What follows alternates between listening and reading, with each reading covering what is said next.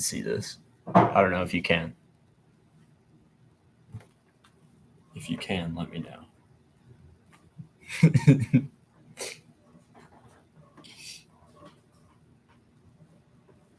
Perfect. Okay, well, that's good. YouTube and see if I can view it because I shared it. I can't change the audio.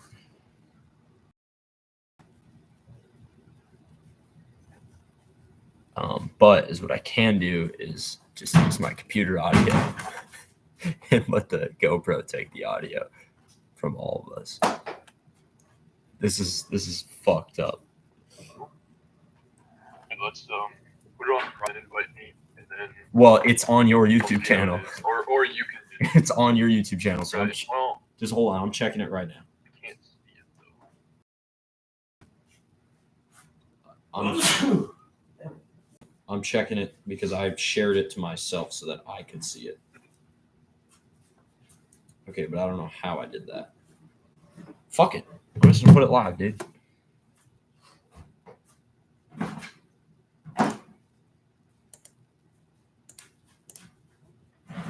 Edit. Alright.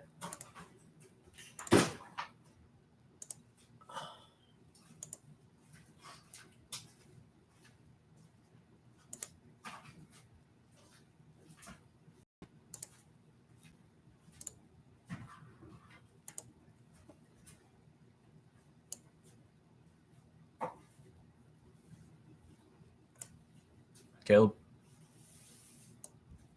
No. Go ahead and check it. It is 100% live right now. It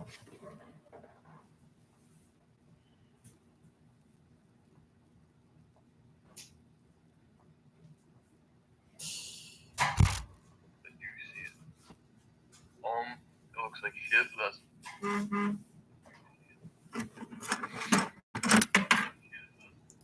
I can hear it though.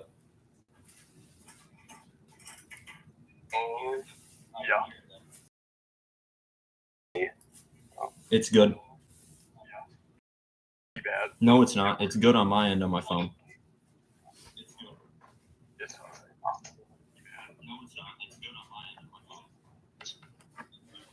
All right, yeah, that's good now. delay. Oh, come on, it's not like we had 10,000 people waiting for us.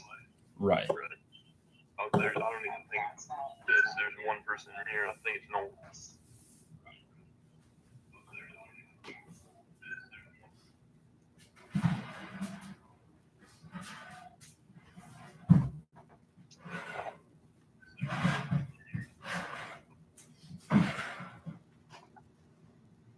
Yes. Yeah, bro. Oh, who's all in here? It's just us. All three of us. I thought we had a Ryder in here as well. Yeah. He's muted. Yeah. She told me. Okay, so we have 4 of us.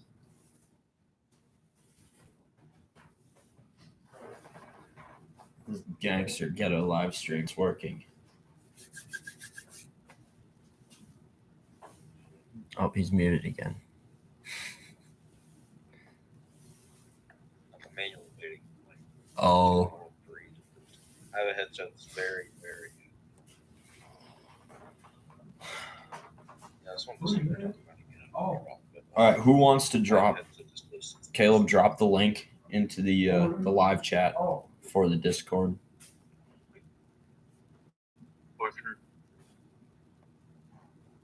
Where's that? Oh.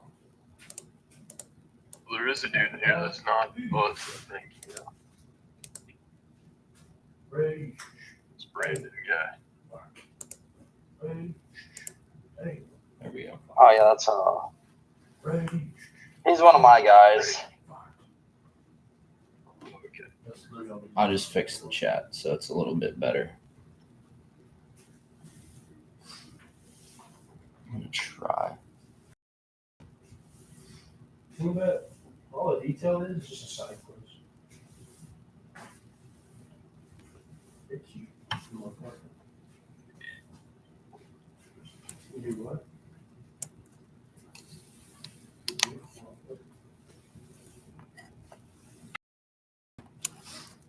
I know you notice that almost every morning.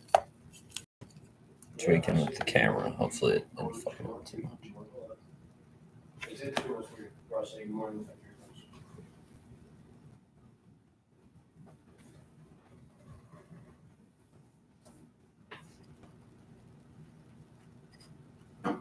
Do we really?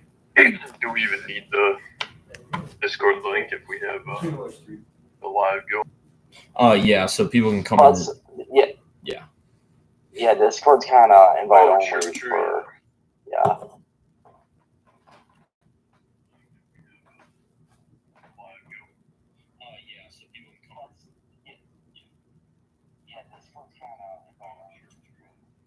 In my own comment. Oh, I can. I have a Snapchat recently. I know I have. Or I'm just going to do this.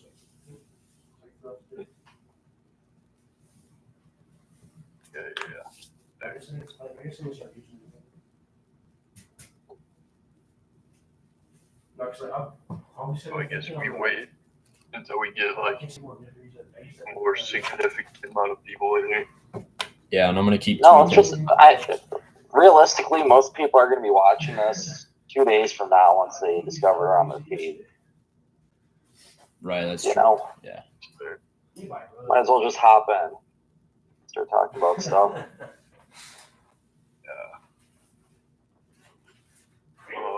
Gonna mute my phone. I'm not like double hearing stuff.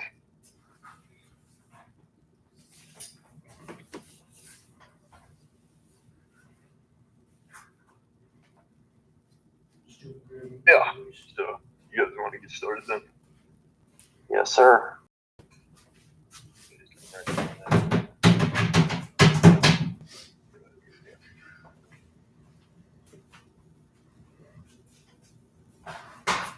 It helps to have like people that ask questions and stuff though. You can do one talking and then do another one. Maybe a week or so. Or people can come in and ask questions. Something like that. Do like an open forum or something. We can advertise the Discord and have Yeah. more so like a Q&A of that Yeah. after next weekend after Easter.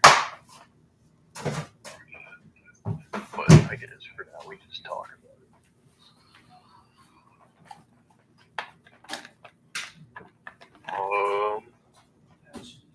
So what's first on here? Did you get this like in a numbered order yet?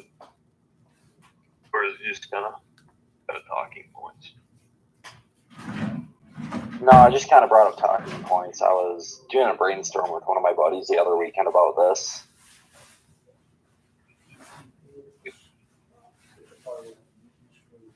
So obviously we're here about networking, and that's kind of how my group of guys met up with you guys from your YouTube channel. So I know Mr. Freedom in our chat over here has also reached out to you guys after one of your videos. So obviously you guys are reaching people and they're trying to network, and we're just kind of make it easier for them. Trying to get Yeah. other people networking, trading together, Yes. pretty larger groups. Because right now it seems like I don't know really how long the smaller groups kind of thing has been going on, but it seems like pretty recently that larger groups have been popping up. I know there's the actual like Minutemen community where there's like there's whole Minutemen establishments. I've seen those like years ago, but now it just seems like more just American citizens are making groups. And they're kind of reaching out, getting an audience, and finding other smaller groups, combining, training together, and whatnot. So, kind of push that along. Get more people doing that same thing. Well, not only that, but a lot of people are kind of reluctant to join a larger group, like let's say the 3%ers, for example, just because that's not really what they're into. They just want to stay local. Right, yeah. Well, I think everyone kind of learned that large group can be a problem with the whole ARA situation. They kind of like everybody wanted to get up and like train together, which is all right, obviously, but when you kind of have, I think they had 150 people at one people to control. It's not like military; it's about to control. I mean, that's just a lot. Yeah, and it's almost impossible to keep people and hold it standard too, just because there's no incentive like the military. Yeah, you're not getting paid. For some people, for shit to get some people to be serious. It's all 100% free will and just kind of independent. You kind of gotta want it, and either get the smaller groups just coming together, or you actually try to form a larger group. Then the problem with that is obviously the keeping people and having people come in the first place. Yeah, the larger your group gets. And it's hard to hold a leadership position and all that too. Because everybody wants to be a leader. And some people, unfortunately, are put in leadership positions and they're not good for that role. They're just like put there instead of either not being elected, but instead of being picked, just being put there. And yeah, it's why I'm currently kind of like a 3-man small group down here, because there was a big group. And, some of them are interesting. Yeah, and it's hard to give up a leadership role when you're coming from like 2-3 multiple smaller groups coming together. You have I don't know, you have a couple guys in charge of this group and another in charge of this one. Then you're coming together and you have to figure out who's in charge. But yeah, I mean, we got a couple guys down here that we're kind of with, but didn't really organize much because a couple of them came from ARA and a couple of them came from the other group I was in, and they don't really want to be command controlled. I think that's kind of a big thing with the whole Minuteman ideal. Nobody really wants to be command control. Everybody kind of wants to just run around in the woods and shoot at shit. Yeah, people like to see groups like this and be like, oh, well, that's just a gun club where I can act a fool for a weekend and blow through a case of ammo. When in reality, that doesn't provide any positive training value. Yeah, you're just wasting ammo. You're just wasting money. There's been a lot of people like around here that do that. They'll be like, oh, you guys want to go out this week in the FTX or whatever and go shoot at a range? I'm like, Not really an FTX, but all right. That's just what a lot of them think it is, because like in Georgia, we really don't have many young people that are wanting to get out. There's like maybe 10 of us that I found through 20 counties. The rest of them are like either old dudes that were in like Vietnam and shit, or pro vets that come out of Iraqi freedom and don't want to talk to any civilian because it's not whatever. It's not cool with what they're doing.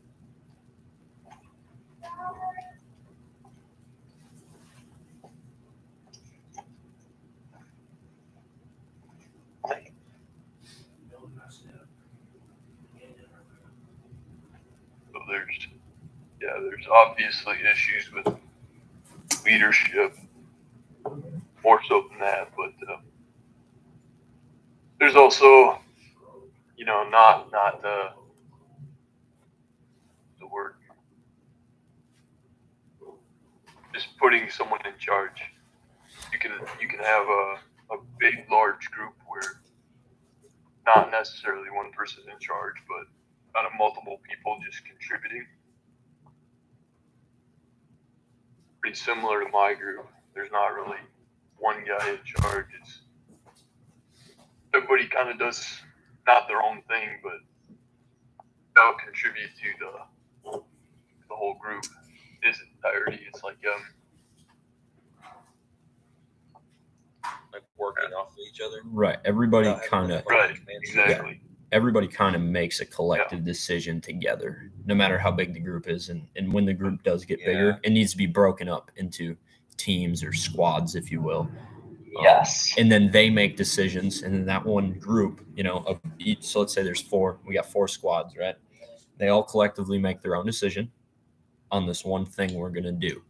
And then they take 4 representatives from those, one person from each squad, and then they go and those 4 people decide where they're going to go based off what each squad wants to do.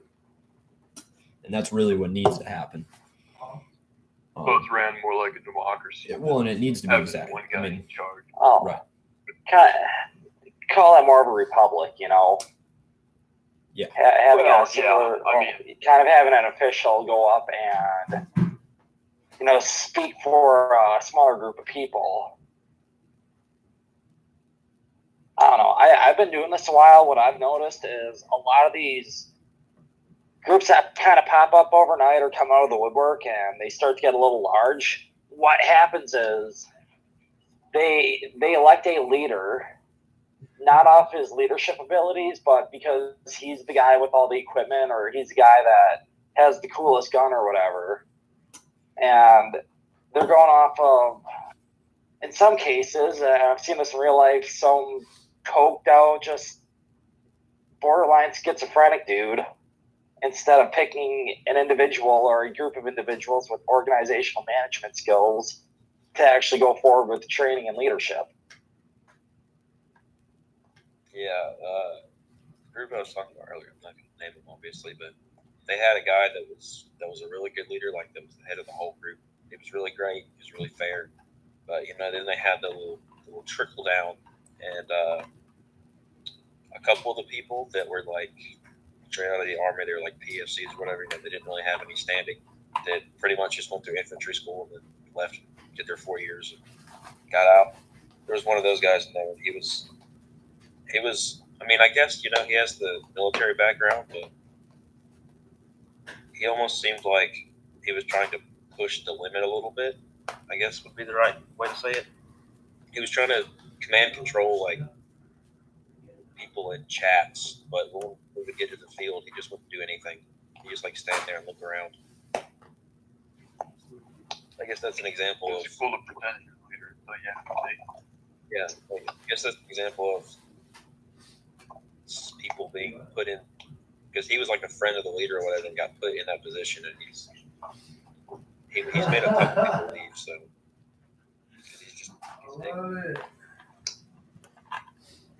everyone. I think everyone wants to be a leader, but not everyone should be a leader. Everyone can. Some better than others. Yeah, I agree with that. Not everyone has the ability. Right. I feel like the army is pushing that greatly. Like there is nowhere for you to go besides to a leadership position.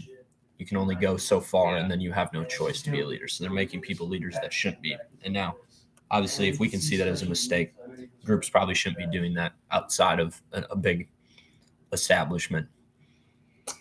So I really don't think the group should be bigger than, say, obviously you can have alliances, like network and all that, right? Like joint training, but I don't think groups should be bigger, more than 20, 30 people. I mean, I agree. That's still a lot of people. Yep.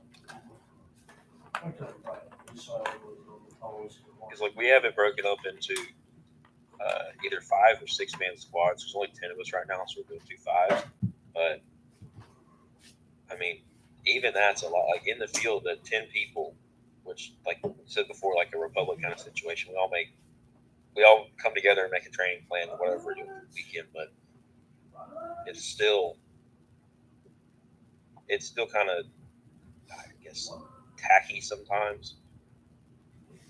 because normally we'll do like a random number thing to like pick team leaders or whatever, people to lead. They have like a written training plan and like a book, and so you can read what you're supposed to do, but sometimes you can just kind of see some people just kind of slide through the cracks a little bit. Like they read what they're supposed to do, but they don't really know how to do it. Right. And if you have more than 20, 30 people at a time, which that's a lot in the field still, if you have 20, 30 people and you have 3 squad leaders that are great and 3 that aren't, 3 that are kind of a little failing a bit,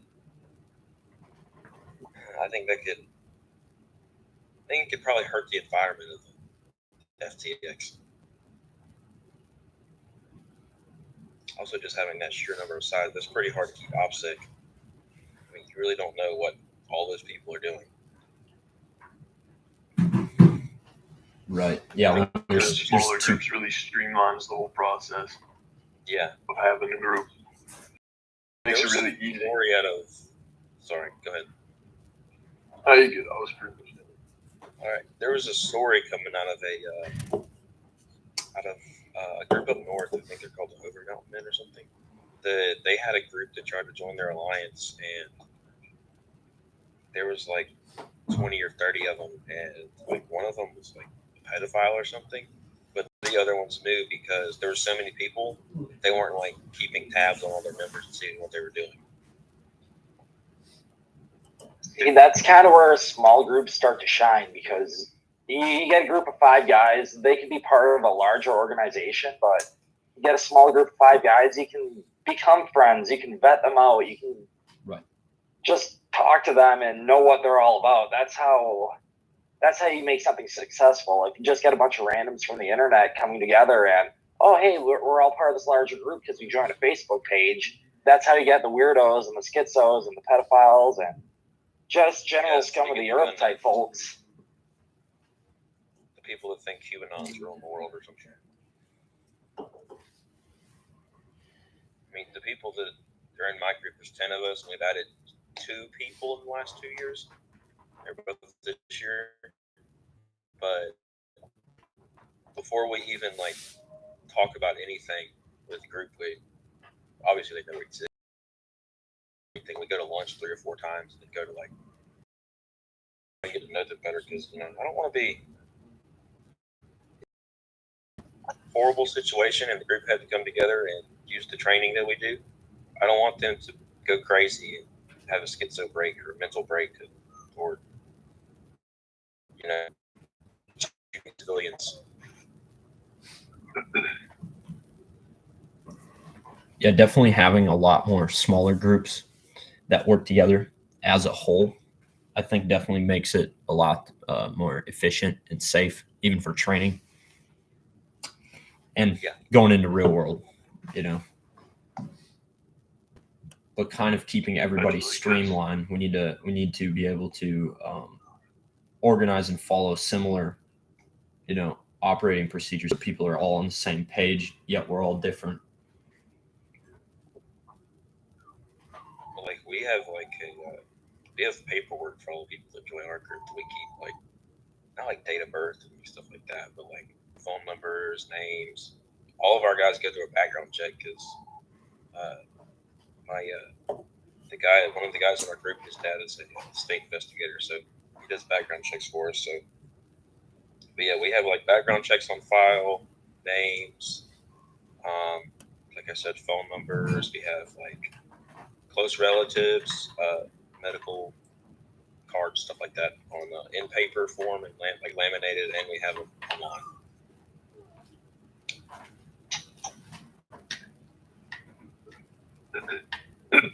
Yeah, I like the idea of that. In the situation, I guess when you're recruiting online, that works really well. I know in my experiences within the group I've been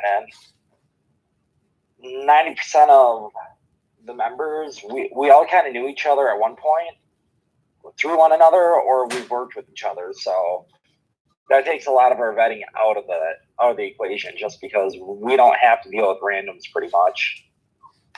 That's another way of doing group stuff and doing it effectively without having to risk too much. We just keep like the medical Mexican info and stuff, so if something happens, they can call that person.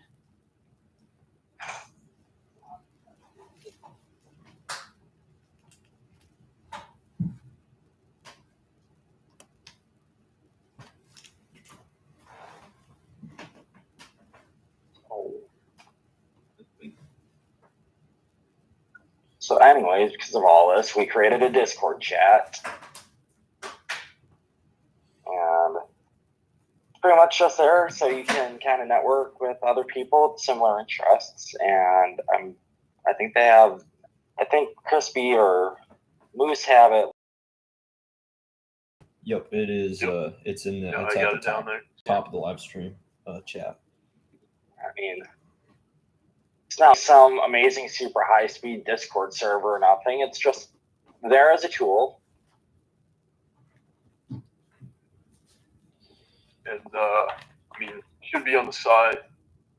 Should be a room for each state. Right now, it's just Wisconsin and Minnesota, but just comment where you're from, and we can add that room. And then hopefully you'll get more people in there, and start chatting with them. You know, see if you guys want to train together, or just keep talking, or just to know that you exist, know each other exists, so you can know that, have that information. Because sometimes even if you're not networking and training together, it's nice to know where people are and where other groups are. Absolutely.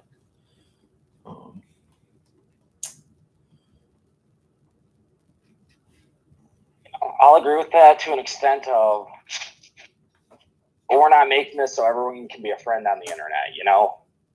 Yep. Like, I think that's a big struggle to overcome as a group. We're trying to get people, they talk a big game online. They'll be like, oh yeah, I love training. I can do this, I can do that. I got all this equipment, but they never show up. They're pretty much useless to you. Like, I've seen that quite a bit too, where some guys like, oh yeah, I got a generator, and you know, my parents have a farm, and then they're never around. You can never train with them.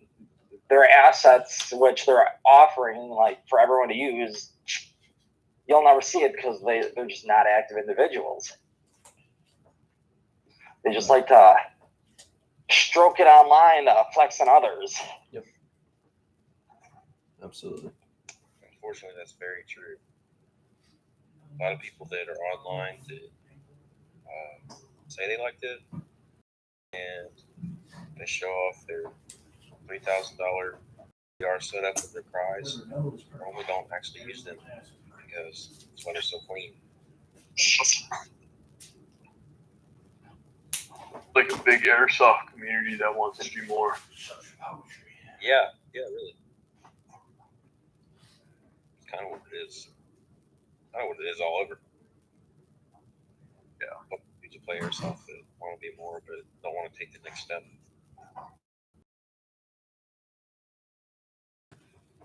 Like, you have all this stuff. Why not go out and train? Like, what do you get from just pretending to be useful? That's what I'll give to some people. Like, I know a guy that just bought like a T-Rex plate carrier. It's like, hey man, can you go for the TX? Nah, sorry. Like, okay, what are you gonna use it? I'm gonna go to the flat range with my friends. I'm gonna take a shotgun. Like, what? It's just, Yeah, that's crazy to me. I just like the way it looks. I get it. Yeah. It's like, it's fine if your intention is only like flat range and stuff. I mean, I get like having hobbies and stuff. This isn't for everybody, but if you're saying that you can do this stuff and that you do this stuff, but then you're going and not doing it, or only doing the fun stuff because that's what you like, just go all in. Commit. I mean, flat ranges have a community, obviously. Absolutely. Especially Right, for people that don't really know firearms that well. could take them out there and help them learn. For sure. I mean, you can learn like basic movements and stuff like that with flat range if you have like wooden barricade and stuff, but I would definitely spend all my time there. That's a big thing I see within other groups.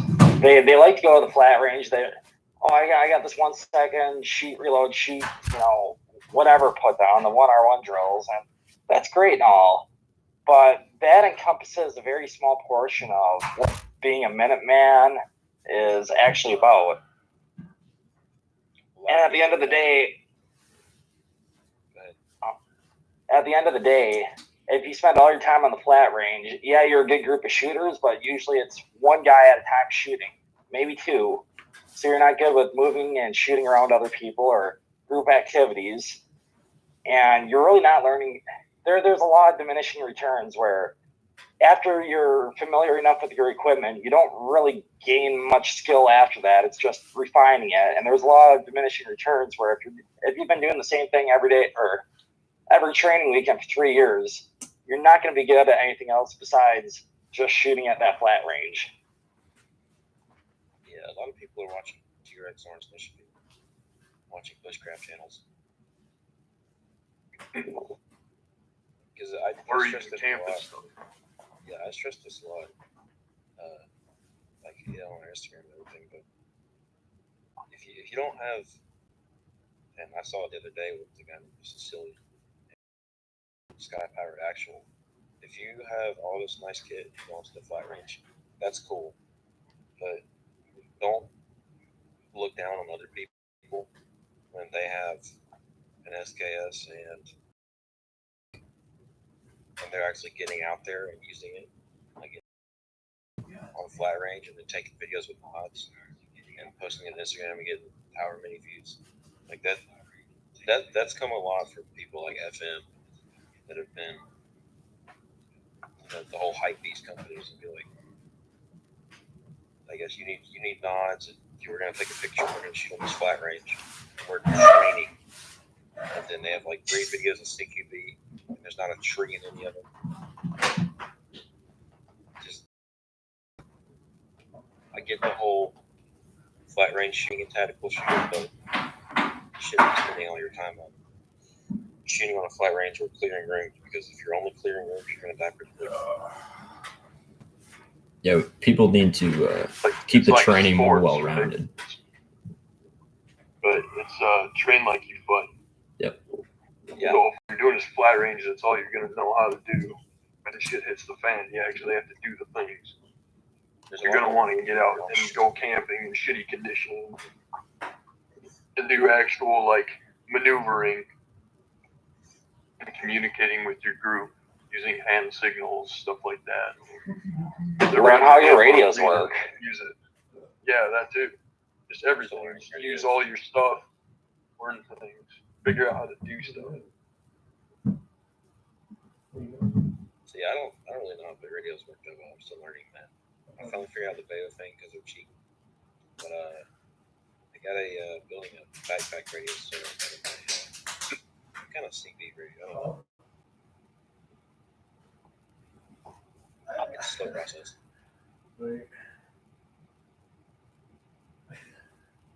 And So, there's always things to learn, even if you think you know it all. I am the comms guy within my group. After this live stream is over, we can definitely talk about comms for a little bit. I am perfectly all right with that. All right. Yeah, because I just figured out how to do like Beta phones. I know how to make and build field phones now, but other than that, And that's all right. There's actually a lot of really good resources. I hate saying like YouTube Training Academy, but there's a lot of good resources on YouTube where you can learn a lot of stuff. And I'm really getting into it. Yeah. Because we have a yearly training plan that next up is radios. The first quarter was like small unit tactics. Stuff like that. we just started small unit tactics over this weekend, actually yesterday. it was a lot of fun. We haven't done any training like that in a very long time, and we learned a whole lot. The biggest part was keeping everybody on task, which means we kind of just broke our. We had a snowstorm. wasn't a lot of great attendance, but we took all the people we had, broke them in half. We did a lot of good training. It's worthwhile to train this stuff. Yeah, it's not as fun. Yeah, you're not shooting, but who cares? It's when you're trying to evade another group of people, you start thinking that way. It's a lot more fun. Well, like, another good thing that a lot of people don't talk about is learning how to stalk animals like deer. A lot of people think like, I think I need to say this too, but I think deer are kind of dumb. They're coming from like this guy's. You can learn a lot from learning how to track and stalk people. That can also play into small situations. Damn it.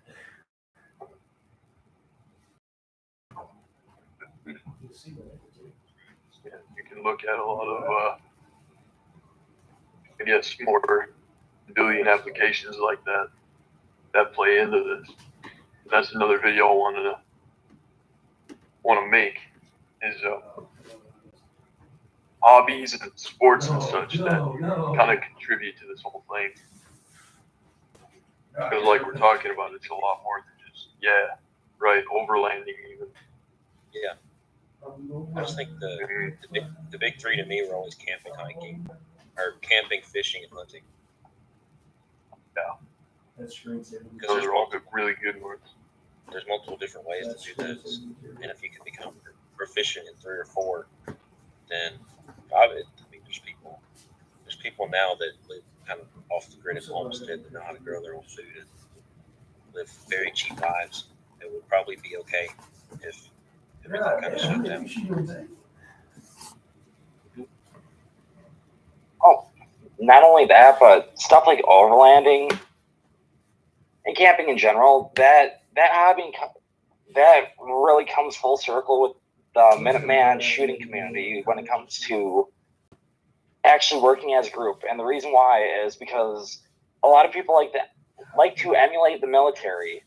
And what they don't understand is the military spends a lot more money on its logistical supply chain than people realize. There's a lot more time spent with the logistical supply chain and just getting food in people's stomachs and fresh water out somewhere, having equipment work. They don't see that because they see what the high-speed stuff that's always posted on YouTube, where the overlanding community in general, they have to prepare for spending a week without going to town, out in the mountains or backwoods trails out west. If you're in America, if you're in Europe, I don't know how it goes over there, but stuff like getting fresh water. Most people don't think of that. They're like, oh yeah, I got my Camel sack or Nalgene bottles or whatever. It's the overlanding community. Even camping community, they made workarounds where you can have yourself a little electric water pump or different water filters, stuff like that. A lot of these hobbies cross with each other, and not a lot of people like the full spectrum. They just like their small little niche part of it. I think the so-called countryman or woodsman of the 80s and 90s, there's a lot to learn from those guys. I have a couple books that are written in the 90s, like late, I think I have one written in 89, and the info in there that they just figured out in the woods, like how to make water filters, or just fieldcraft in general is way more advanced than a lot of the stuff you see on Instagram and YouTube now. Unfortunately, a lot of the so-called survival realm has been taken over by people trying to make people scared and push them to their website, or the whole bug out bag thing, which is fine, but if you have a bug out bag and break down 22, I don't think you're going to make it very long. I mean, a place like O-Block is probably going to last longer than somebody that goes and buys a cheap bug out bag from Walmart. But anyway, yeah, I think if it kind of breaks down to, if we look back at older generations, like even as far back as ancient generations, that we can find a lot of things that could be useful to the community now that people need to see that they aren't.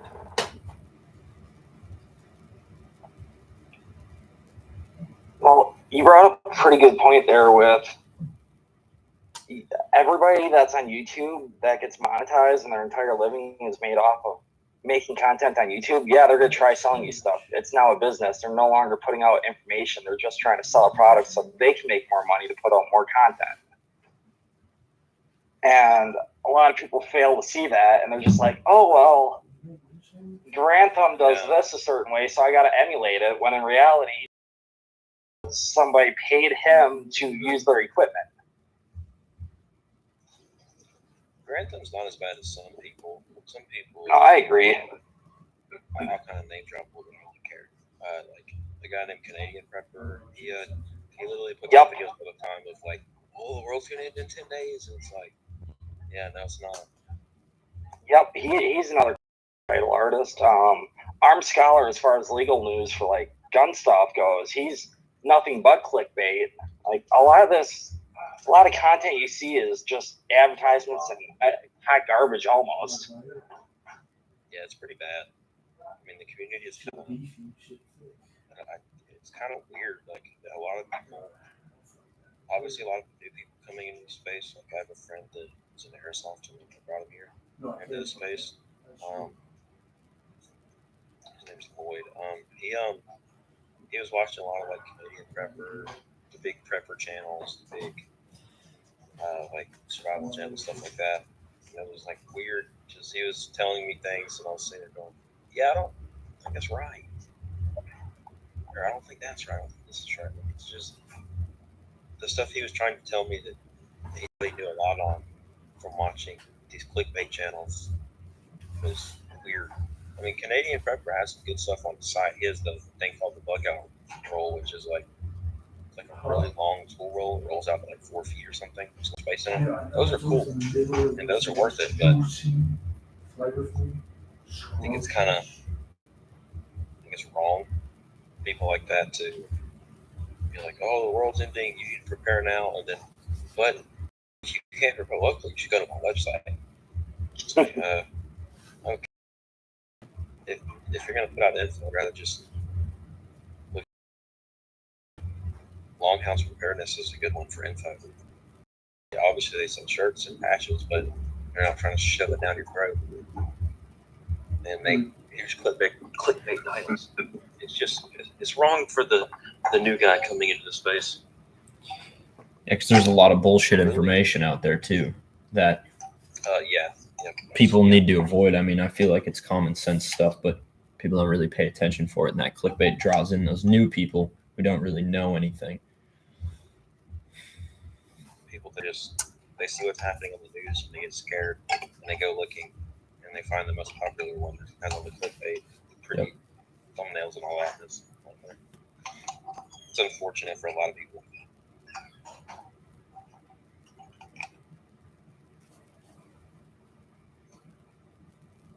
There are, of course, it's rare, but there are channels that are honest and give out good information. But then you have to go through the sea of the bad ones just to get there. I mean, I stumbled upon you guys a couple of years back. Like, okay, these guys aren't pushing an agenda; they're just pushing out content because they feel like the world should need to know it. Yeah, the world of our 50 subscribers. I saw you guys about a year and a half ago, maybe, and when I saw Caleb on Instagram, I was following him on Instagram. I was like, the guy that's on the channel watching. Like, oh, it is that guy on that channel.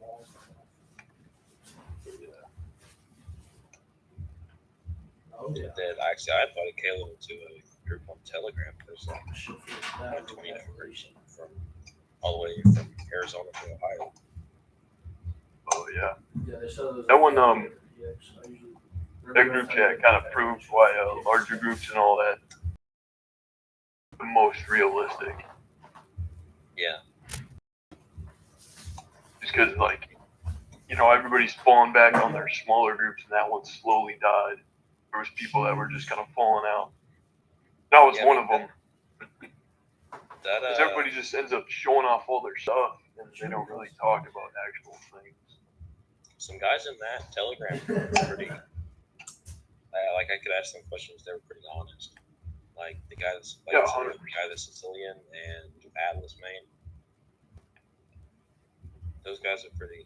They were pretty, polite, understanding. Let me ask questions about certain stuff. Yeah. Hell, Atlas even sent me like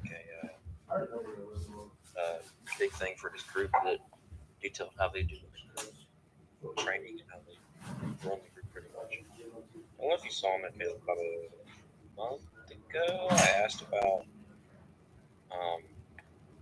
PDFs. I got a bunch of those there. That's another good topic to kind of touch on. Online PDFs of the military manuals or civilian manuals, like all the red tactical manuals. Yeah, I think I left. Might have left that group chat shortly after that because I remember everybody sending stuff like that. There was a lot of good stuff in there. Yeah. Actually, I just traded a guy a backpack for an LM4 in that group. Finally got that damn light fighting group. Oh yeah. I want to get one of those, and they're sweet. This one's in multicam. There's a guy I know that's got the one, and it's in Realtree. I do. I think they have a Mossy now, but Yeah, they have the yeah, I guess WebGear's coming back. too. Mm-hmm. I don't get why it went away. Everybody wants play carriers and stuff and all that Comes right back cool to the stuff high they speed see on crap. Call of Duty and what. Yeah, it comes right back to the high speed round. Like that. Yeah. Some I've people ran run Alice rigs. I didn't run an Alice rig. I had the old M56 Vietnam web gear, and that stuff was nice too. Yeah. Man, went all the way back. Oh yeah, it was dated. Yeah, I ran that for a little bit. Yeah, I almost preferred the canvas over the nylon. Well, I had an M56 belt and all the attachments on the LBV-88. That was definitely a very good budget rig. I think the whole thing was like $100, and I could carry. I was running newer Alice mag pouches, so I think I could carry like 12 mags. Yeah, I carry 12 mags. Plus the butt pack. And then I had a sustainment pouch attached to the back of it. Yeah, so I could carry a stupid amount of mags and 3 days of food and water. Right. And then the you can waste run a day pack on top of all that. Yeah.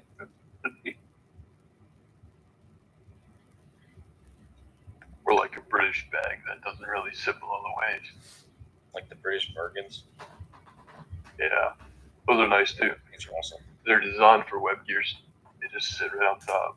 I just want to touch on this real quick too. There's a lot of people talk about surplus gear and using it on a budget, and I really am going to stress that if you are on a budget and you want to get in this space, please go the surplus route.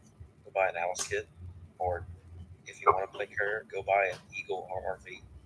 Buy something that is not stupidly expensive. Don't go straight APC. Don't go buy. You're almost never going to stick with your original kit either. Oh yeah, no, I'm on like Yeah. 6th, 7th rig.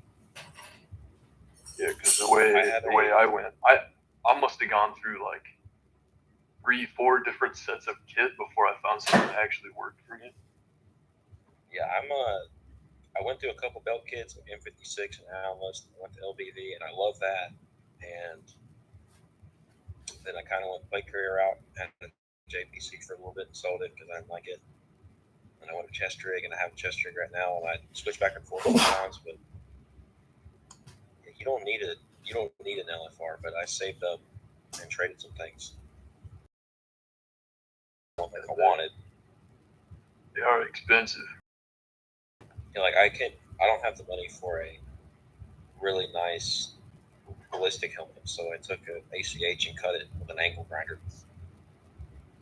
Yeah, that's good too. Covered the whole That's thing. probably one of the better ways to get that. Right. Surplus gear, everything. I mean, if you can, source it from surplus. I mean, uniforms, armor. Well, don't get surplus plates, but yeah, if you can get like a MIDS or an ACH, there's nothing wrong with those.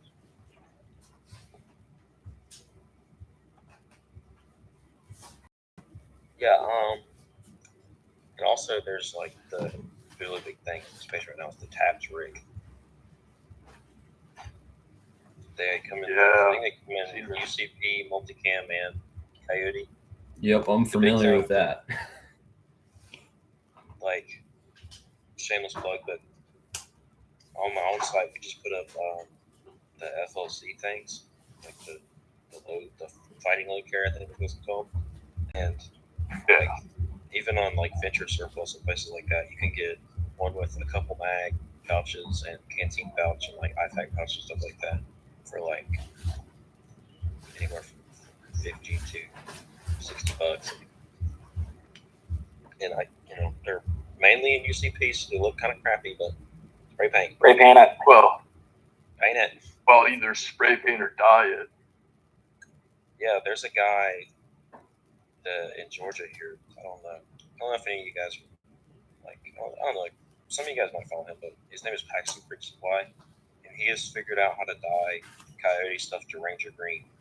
Like it looks really, really good Ranger green. I don't know how he does it, but he's still like. I'll send it to you in a little bit. He's selling like full, like fill beaks in Ranger green. Wow. Because not everyone wants Coyote. Nothing wrong with Coyote. Yeah. It doesn't work in every environment. Like Georgia, our summers are green. Yeah, it's the same with the upper Midwest here, Wisconsin, Minnesota. Very green. Yeah, it's very, very green and very, very bright. And during like a mix of Coyote and dark brown. Stay to it. You might even how many conifers there are here. You might even be better off just going with green, like a Ranger green. Because Ranger green almost turns gray during the winter. It looks good. Yeah, during the summer months, I wear because we don't have like a standardized uniform or anything. Most of the time, I'll wear like.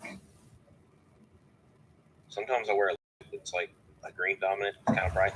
But most times I'm just wearing a uniform. I wear either British DPM or something with a heavy green like ATAX.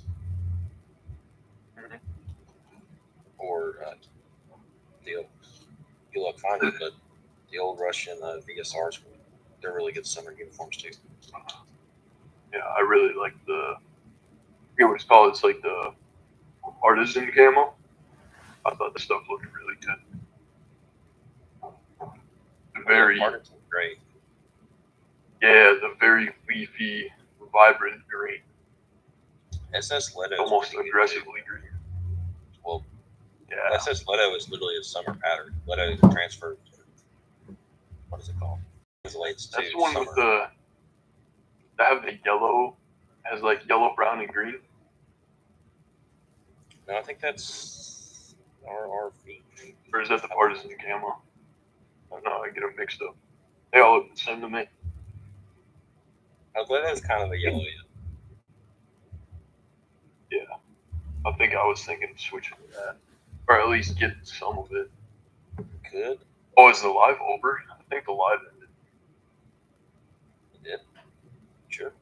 Did it? No, Crispy? maybe not. Yep. I got YouTube. I can pull it up. No, it's That's still still going. right. Yes.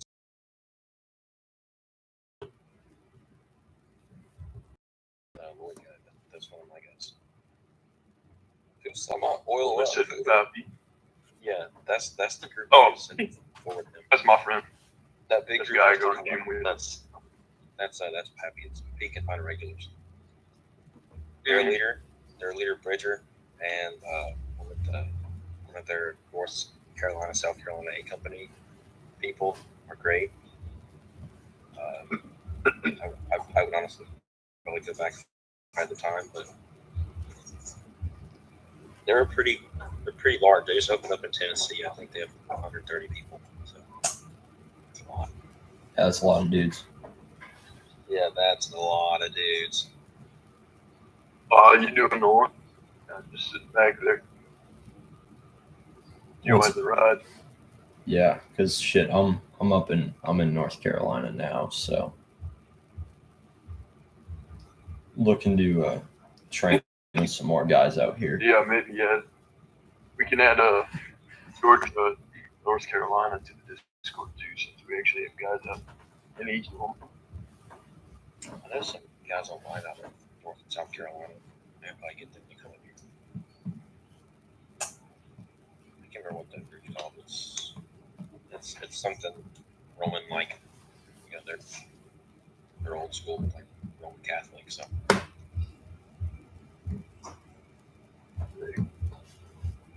we can probably get a bunch of people. I don't know if you guys are maybe in the Plains networking.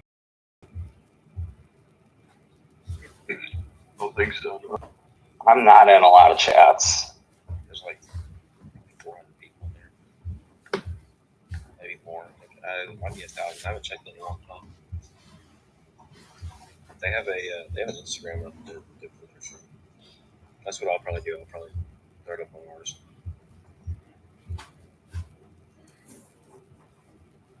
That's what their name is. Plains Contingency.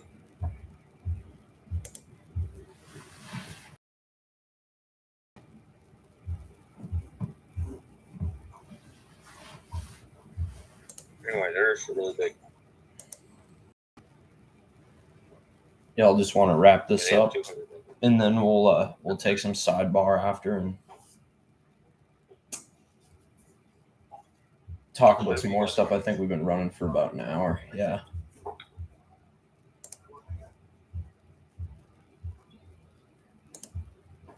Caleb. I don't know. Yo, what's Yeah, up? wrap this up, and then we'll talk, do some sidebar conversation after this. Discuss some more stuff. So let's wrap this. No, the live stream there. Yeah, I got her. Thanks for coming, everybody. Yes, sir. Peace. Hopefully we'll get some more people.